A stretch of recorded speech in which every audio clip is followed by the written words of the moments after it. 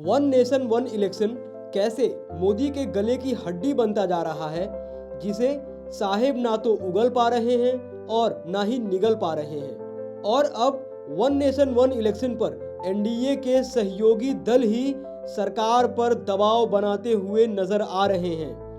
आज संसद में बजट पेश होना है और बहुत तरह की कवायदें इस बजट को लेकर लगाई जा रही हैं। पर इस बजट के पेश होने से पहले बीजेपी और एनडीए की तरफ से जो ऑल पार्टी मीटिंग बुलाई गई थी, इस मीटिंग में बीजेपी के घटक दलों ने ही बीजेपी को जबरदस्त झटका दे दिया है और एक बार फिर साहेब को याद दिला दिया है कि अब वो वाली बात नहीं रह गई है और आपकी मनमानी अब बहुत ज़्यादा दिनों तक चलने वाली नहीं है। एनडीए के दो सबसे बड़े सहयोगी जेडीयू और टीडीपी, जिनकी बैसाखी के सहारे मोदी जी की कुर्सी बची हुई है, इन दलों ने one nation one election bill पर विपक्षी सांसदों के सुर में सुर मिला दिए हैं और मोदी जी को करारा झटका दे दिया है। एनडीए की सरकार बने अभी 6 महीने ही हुए हैं, पर क्या मोदी जी की कुर्सी खतरे में पड़ने वाली है? आखिर एनडीए के दो सबसे बड़े सहयोगी दल वन नेशन वन इलेक्शन को लेकर बीजेपी को लाल आंख क्यों दिखा रहे हैं? क्या ये 303 से 240 पर आने का नतीजा है? बैसाखियों के सहारे साहेब प्रधानमंत्री तो बन गए हैं, पर अब वो वाली बात नहीं रह गई है कि जो मन में आता था साहेब वो सब कर डालते थे। अब साहेब के ऊपर इन्हीं के सहयोगी नीतीश कुमार और चंद्रबाबू नायडू दबाव बना रहे हैं और बता रहे हैं कि सरकार गठबंधन की है और गठबंधन के हिसाब से ही चलेगी। तो जेडीयू और टीडीपी क्यों दिखा रहे हैं मोदी जी को लाल आंख और क्या है इसके मायने? पूरा मामला बताएंगे आपको विस्तार से, तो वीडियो में अंत तक बने रहिएगा।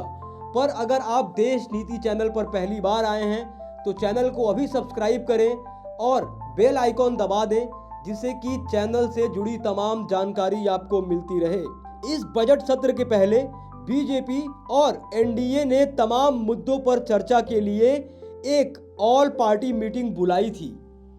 इस मीटिंग को बुलाने से पहले बीजेपी को भनक भी नहीं थी कि उसके सहयोगी दल उसका साथ छोड़कर विपक्ष के सुर में सुर मिलाने लगेंगे और जो सवाल विपक्ष उठा रहा है उसी सवाल को जेडीयू और टीडीपी भी बीजेपी और मोदी के सामने उठाएंगे। इंडियन एक्सप्रेस में छपी खबर के मुताबिक नीतीश कुमार की पार्टी जेडीयू और टीडीपी ने इस ऑल पार्टी मीटिंग में वन नेशन वन इलेक्शन पर बीजेपी पर सीधा निशाना साधा है और बीजेपी को नसीहत दे दी है कि आप इस बिल पर हड़बड़ी मत करिए। जेडीयू के नेता संजय झा ने कहा है कि वन नेशन वन इलेक्शन पर सरकार को व्यापक विचार विमर्श करने की जरूरत है। यानी कि जेडीयू और टीडीपी ने साफ तौर पर यह संकेत दे दिया है कि आप वन नेशन वन इलेक्शन पर सभी दलों की बात सुनिए और उनकी राय इस बिल पर लीजिए। सूत्रों के अनुसार जेडीयू के नेता संजय झा ने वन नेशन वन इलेक्शन पर बनी ज्वाइंट पार्लियामेंट्री कमेटी के कार्यकाल में विस्तार की मांग की। ज्वाइंट पार्लियामेंट्री कमेटी को इस बिल पर बजट सत्र के आखिरी सप्ताह में पहले दिन अपनी रिपोर्ट सौंपने के लिए कहा गया था, जिससे कि बजट सत्र में इस बिल पर चर्चा हो पाए।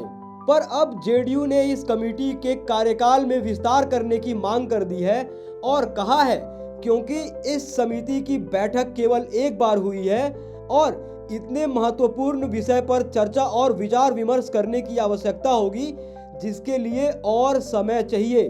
यानी कि जो डेडलाइन मोदी सरकार ने इस बिल के लिए सेट किया था, जेडीयू सीधे तौर पर उसकी मुखालिफत कर रही है और कह रही है कि इसकी रिपोर्ट बजट सत्र के आखिरी सप्ताह के पहले दिन कैसे पेश हो सकती है, जबकि इस कमेटी की मीटिंग अब तक केवल एक बार हुई है।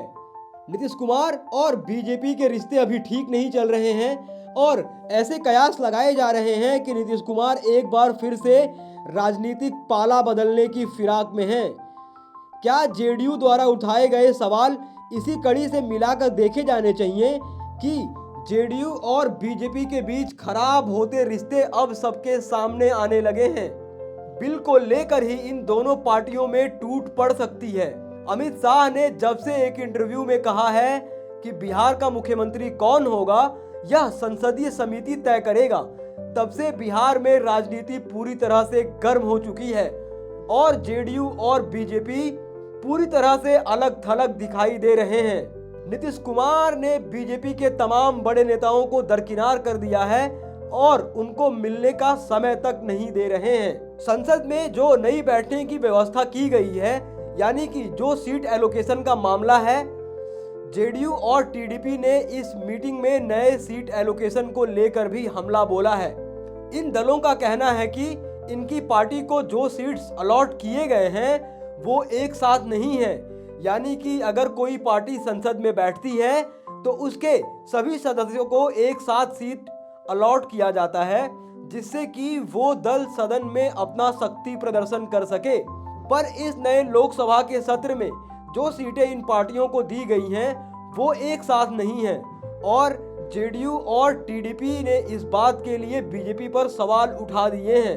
बता दें कि संसद में नए सीट एलोकेशन का मामला सबसे पहले कांग्रेस के नेता गौरव गोगोई ने उठाया था और कहा था कि जो नई सीट्स इन पार्टियों को एलोकेट की गई हैं वो सही नहीं है और अब बीजेपी के सहयोगी दल इसी बात को ऑल पार्टी मीटिंग में उठा रहे हैं और बीजेपी के सामने विपक्ष के सुर में सुर मिला रहे हैं। तो दोस्तों, आप इस पूरे मामले को कैसे देखते हैं? पहली, जो बीजेपी और टीडीपी ने one nation one election bill पर मोदी को लाल आंख दिखा दी है और जेडीयू ने साफ तौर पर कह दिया है कि ज्वाइंट पार्लियामेंट्री कमेटी के कार्यकाल में और विस्तार किया जाए, जिससे कि विचार विमर्श और चर्चा और व्यापक स्तर पर हो सके और सभी पार्टियों की बात सुनी जा सके। और दूसरी, जो सीट एलोकेशन का मामला है उसको लेकर भी जेडीयू और टीडीपी ने बीजेपी के ऊपर सवाल उठा दिए हैं और मांग कर दी है कि सीट एलोकेशन का मामला फिर से देखा जाए। दोस्तों, आप इस पूरे मामले पर क्या सोचते हैं? आपकी क्या राय है? अपनी टीका टिप्पणी कमेंट बॉक्स में ज़रूर लिखें।